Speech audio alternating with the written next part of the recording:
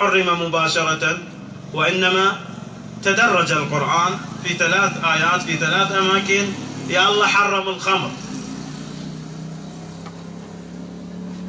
فلما نزلت الآية الختامية اللي حرم التحريم نهائي،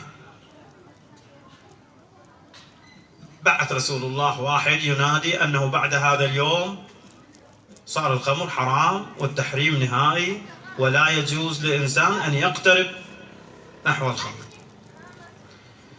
واجى انتشر هذا الخبر، بعد الناس كلها عرفت.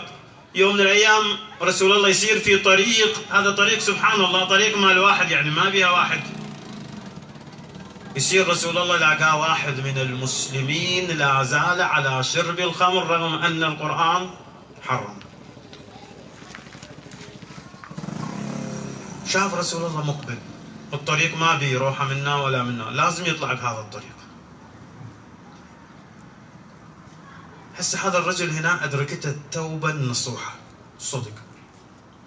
قال إلهي أنت تعلم، فواحد ممكن يكذب عليك يكذب علي، لكن من يسولف مع الله ما بيها مجال، لازم يسولف الصدق.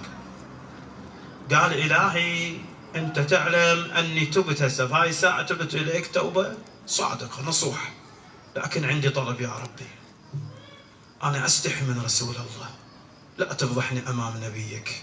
هيبة رسول الله، عظمة رسول الله تخجل الواحد. قال يا ربي لا تفضحني أمام رسولك، أستحي. الله، إحنا نحس هذا؟ نحس هذا؟ نستحي من إمامنا صاحب العصر والزمان اللي أعمالنا في كل ليلة جمعة تعرض عليه. أعمالك الآن إذا انعرضت على صاحب الزمان وبيها ما بيها شو تقول؟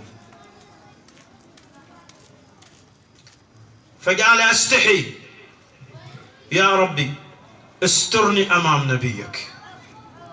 يقول فعلا. وإذا وصل رسول الله قال له شنو هذا اللي بيدك؟ قال له خل. قال له زين إذا خل صب لي شوية بإيدي. يقول لما صب في يده وإذا بذلك الخمر ينقلب خلا. صلوا على محمد وآل محمد. هسه هذا شاف الوضعية، نزل على قدمي رسول الله يقبلهما. ليش يقبلهم؟ هسه رسول الله ما يدري، ممكن ما يدري بالحادثة، لكن التوبة بدأت آثارها تطلع على هذا الإنسان. قال له ما الذي جرى؟ شنو اللي صار؟